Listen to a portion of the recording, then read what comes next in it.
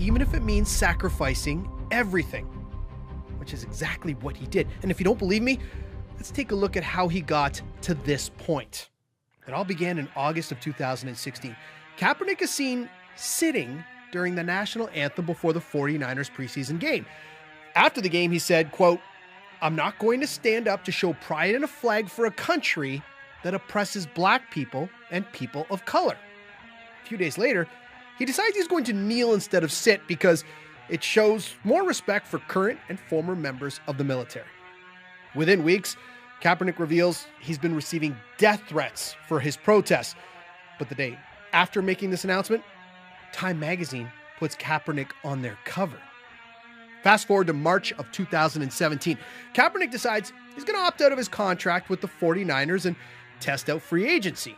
After all, a 7-year vet who's been to the Super Bowl and just threw 16 TD passes has to have some suitors, right?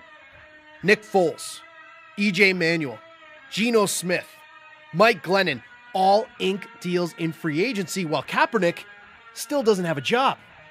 The word blackballed begins to trend online. In June, the Seahawks invited a few quarterbacks, including Kaepernick, to a workout, and in the end, signed Austin Davis? NFL Commissioner Roger Goodell continues to say NFL teams are making, quote, football decisions. September of 2017. Enter Donald Trump. In a series of tweets and this comment at a rally in Alabama. Wouldn't you love to see one of these NFL owners, when somebody disrespects our flag, to say, "Get that son of a bitch off the field right now, out, he's fired. He's fired."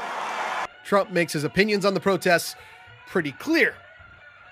The number of players who immediately joined Kaepernick's protest goes through the roof, but his job offers do not. October 15th, 2017. Kaepernick files a collusion grievance suit against the NFL, saying he hasn't been signed because of his protests. Players around the league continue protesting, and in May of 2018, the league announces a new policy.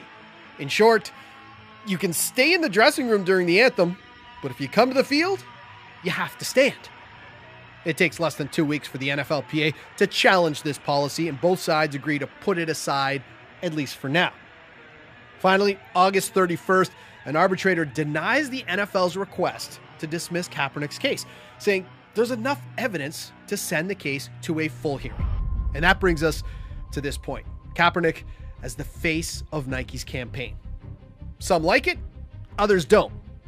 One thing is for sure, he believed in something and sacrificed everything.